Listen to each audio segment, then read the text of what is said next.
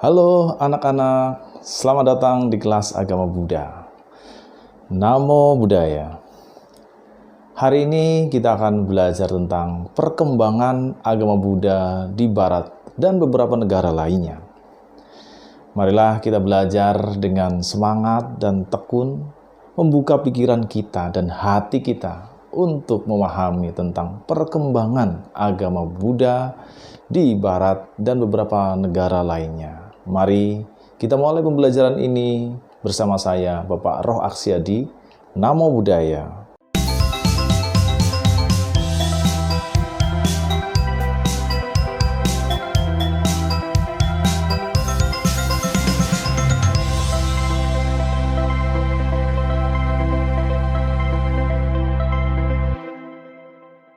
Anak-anak, apakah kalian tahu tentang perkembangan agama Buddha di Barat dan di beberapa negara lainnya? Kemudian mengapa agama Buddha bisa berkembang di Barat dan di negara-negara lainnya itu? Mari kita bahas dengan menjabarkan perkembangan agama Buddha di Barat dan negara-negara lainnya. Anak-anak sudah siap? Let's go!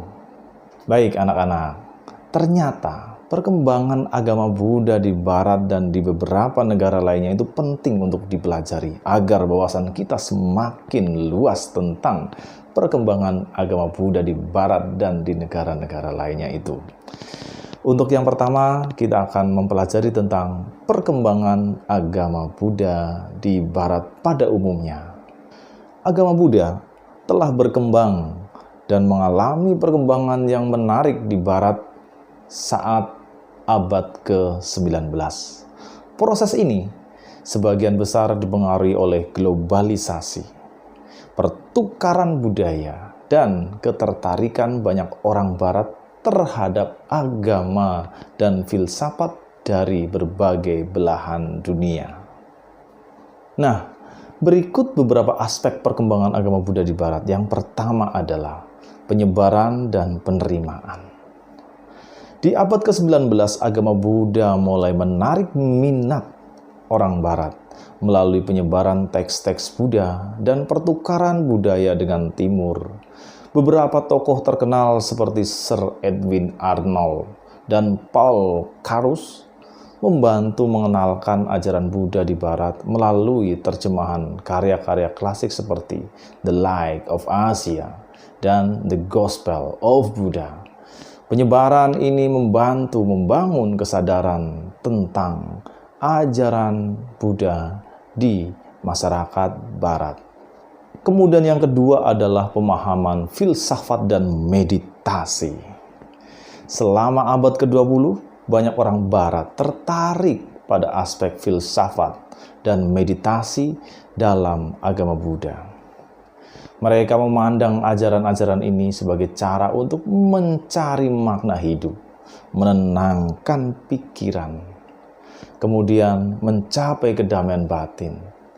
Dalam beberapa kasus, elemen-elemen dari ajaran Buddha bahkan telah diadopsi ke dalam beberapa praktek meditasi Barat yang populer. Yang ketiga adalah tradisi Barat Buddha. Dalam beberapa dekade terakhir ini telah muncul beberapa bentuk Buddhisme Barat yang merupakan interpretasi dan adaptasi agama Buddha untuk kebutuhan dan konteks budaya Barat. Ini melibatkan gabungan elemen dari Buddhisme tradisional dengan pemahaman dan praktek lokal yang lebih relevan bagi masyarakat Barat. Yang keempat adalah perguruan tinggi dan pusat meditasi. Banyak perguruan tinggi dan pusat meditasi Buddha telah didirikan di berbagai negara Barat. Tempat-tempat ini menyediakan pengajaran, pelatihan, dan komunitas bagi para praktisi Buddha. Kemudian selanjutnya adalah popularitas dan ketertarikan. Agama Buddha telah menjadi semakin populer di kalangan beberapa selebriti, tokoh masyarakat, dan orang-orang yang berpengaruh di Barat. Partisipasi publik oleh tokoh-tokoh ini telah membantu menyebarkan pengetahuan tentang ajaran Buddha ke lebih banyak orang. Nah, itu yang pertama. Kemudian yang kedua adalah perkembangan agama Buddha di Amerika. Anak-anak, apakah kalian tahu perkembangan agama Buddha di Amerika? Mari kita bahas bersama-sama. Berikut adalah beberapa aspek perkembangan agama Buddha di Amerika. Yang pertama adalah imigrasi. Salah satu faktor utama dalam perkembangan agama Buddha di Amerika adalah imigrasi dari negara-negara Asia, terutama China, Jepang, Korea, Vietnam, dan Tibet. Para imigran ini membawa ajaran Buddha serta tradisi dan praktek meditasi. Praktek meditasi ke mereka, orang-orang yang ada di Amerika Serikat, yang membantu memperkaya kehidupan agama Buddha di Barat. Yang kedua adalah Buddhisme Asia. Kelompok etnis Asia di Amerika Serikat, seperti orang-orang Tionghoa, Jepang, dan Korea, membentuk komunitas Buddha yang besar. Mereka telah mendirikan kuil-kuil Buddha tradisional dan pusat-pusat keagamaan di seluruh Amerika Serikat untuk menjaga tradisi agama mereka. Yang ketiga adalah konversi dan interaksi budaya. Di samping imigran Asia, banyak orang Amerika non-Asia tertarik pada ajaran Buddha. Beberapa dari mereka mengadopsi Buddhisme setelah menjalani proses konversi. Sementara yang lain menggabungkan elemen dari Buddhisme dengan keyakinan dan praktek mereka sendiri. Yang keempat adalah organisasi dan komunitas. Agama Buddha di Amerika telah terorganisir dengan baik. Dengan berbagai kelompok, perguruan tinggi, dan pusat meditasi yang tersebar di seluruh negara. Organisasi-organisasi ini menyediakan pendidikan, pelatihan, dan dukungan bagi para penganut agama Buddha. Yang kelima adalah dampak di media dan budaya populer. Buddhisme telah berpengaruh pada budaya populer Amerika Serikat.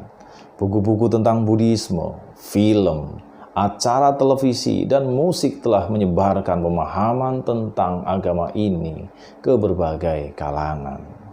Selanjutnya adalah dukungan dan pengakuan.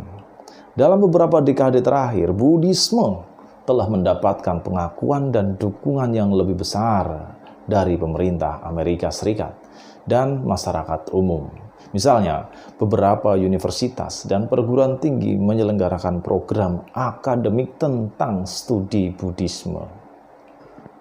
Nah, itulah penjabaran yang kedua. Bagaimana anak-anak? Semakin jelaskan ya tentang perkembangan agama Buddha di Amerika. Ayo, kita menuju yang ketiga, perkembangan agama Buddha di negara lain. Kami contohkan saat ini adalah perkembangan agama Buddha di Thailand.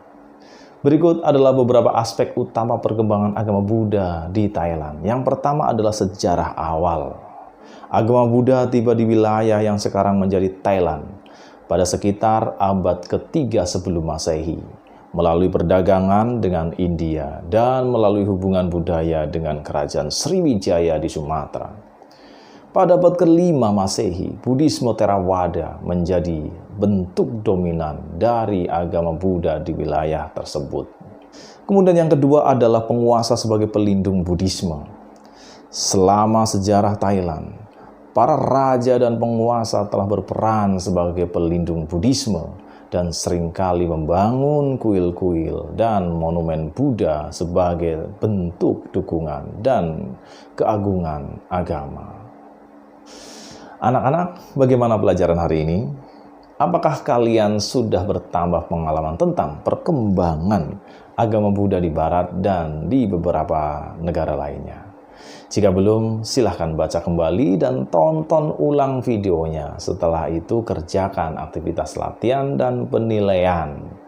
Jika sudah selesai, silahkan lanjutkan membaca dan menonton video berikutnya. Oh ya, jangan lupa untuk memperdalam perkembangan agama Buddha di Barat dan di negara-negara lainnya, anak-anak dapat membuka materi di LMS ini. Sampai jumpa di lain kesempatan. Terima kasih. Namo Buddhaya.